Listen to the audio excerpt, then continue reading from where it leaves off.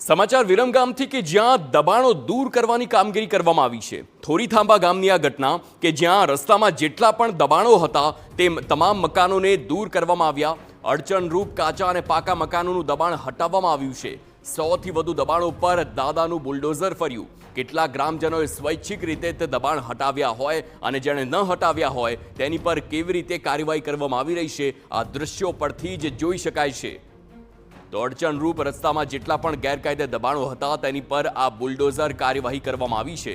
વિરમગામમાં થોરીથાંબા ગામની આ ઘટના કે જ્યાં દબાણો દૂર કરવામાં આવ્યા।